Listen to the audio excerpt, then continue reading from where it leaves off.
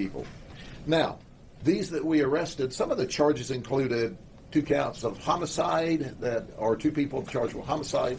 Apparently those were all processed in the process. Vehicle homicide, kidnapping, robbery, and then a sundry of other charges. So there was some very bad people that we arrested. Now, for just a moment, I want to focus on what I think is a huge concern, and that huge concern is those that came here illegally. So I'm going to roll out a couple of things for you. First, I want you to see this chart. 25 illegal immigrants were arrested in this operation. They were from Venezuela, Cuba, Colombia, Guatemala, Honduras, and Mexico. 16% of these total arrests were people who should not even have been in this country, but they were here. And they were here because we have a federal government that enabled these criminals to come into the country and then treated them very well after the criminals came here illegally. So let me share a story with you, and then I'm going to read a quote for you, and then let you see a video. The prostitutes that came here, several of them had to pay off a coyote debt. Some of them said, hey, we did it because it was easy money. Others said, well, we came here and we were illegal, we couldn't get employment, so we turned to prostitution. Some of them said, we were threatened and our family was threatened if we did not prostitute for the coyotes or for the human traffickers. So I'm going to tell you one story about one of our suspects, Maria, and that's not her real name. She's from Venezuela. She made a conscious decision to come to this country to commit crime. She flew into Mexico from Venezuela. She walked across from Juarez, Mexico, into El Paso, Texas, with her 1-year-old child, where she was greeted by the Border Patrol. Did you hear what I said? She was greeted by the Border Patrol. There was no sneaking. She flew in. She got here. She simply walked across the open border. There is no border security at the southern border. Zero. It doesn't exist.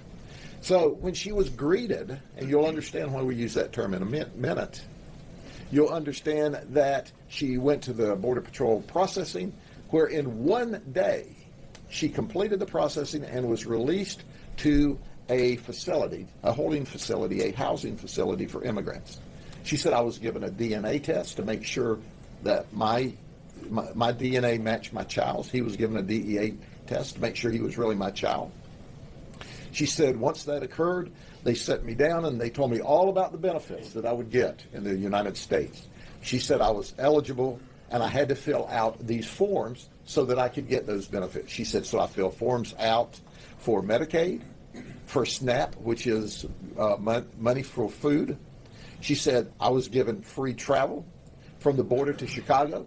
When I got to Chicago, I couldn't find gainful employment there, so I thought, what the heck? I'll go to Florida. And then I got to fly to Florida. She was giving free housing, all because the United States paid for that.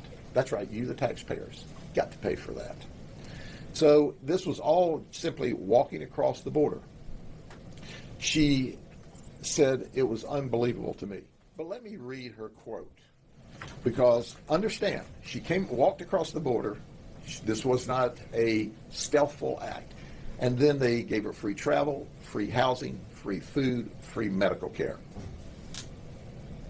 All why people from the hurricane are still waiting for help.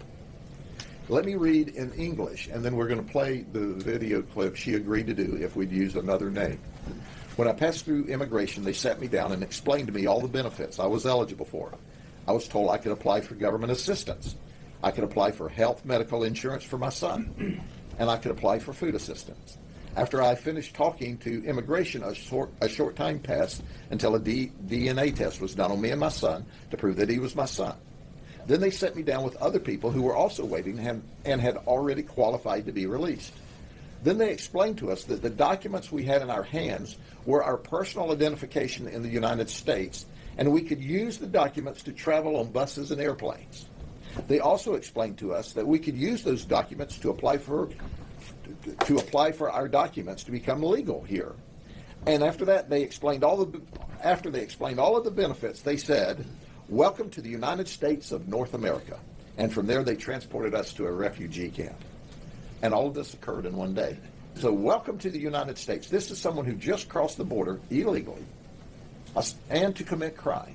And they were not only welcome to the United States, but then they were giving all kinds of benefits at the cost of the taxpayer. So let's listen to her in her words, and then we'll move on from there to other topics.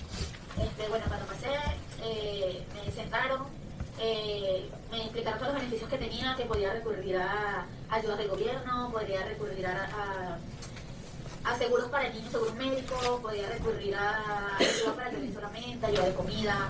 Y allí, bueno, después que terminé de hablar con las personas, pasó un ratito que me hicieron la prueba de ADN para ver que mi hijo, o sea, no, era mi hijo, pues para comprobar que era mi hijo. Y después allí me sentaron en unas sillas con las otras personas que habían calificado ese día para salir. Y ahí nos explicaron que los documentos que estaban en nuestras manos, pues eran como nuestra identificación aquí en Estados Unidos, que con eso podíamos viajar en bus, en avión, que con eso podíamos sacar nuestros papeles más legalmente aquí. Y después que nos explicaron todo eso, de las ayudas y toda la cuestión, pues nos dijeron bienvenidos a los Estados Unidos de Norteamérica y ya le decimos que bueno, nombre público y salimos de migración.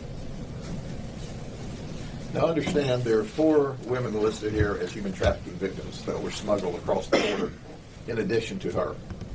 2 of the human trafficking victims admitted they had to pay off a coyote debt of $6,000. Make no mistake about it, the government is complicit and is aiding and abetting human trafficking in the United States because they're creating an environment for people to start out here at more than they amassed where they came from. In addition to that, there is a wide open border where fentanyl is coming across, and that is encouraged. And as a result of that, we have thousands upon thousands of people dying in the United States. And then the best that our federal politicians could say was, well, it didn't kill as many people this year as last year.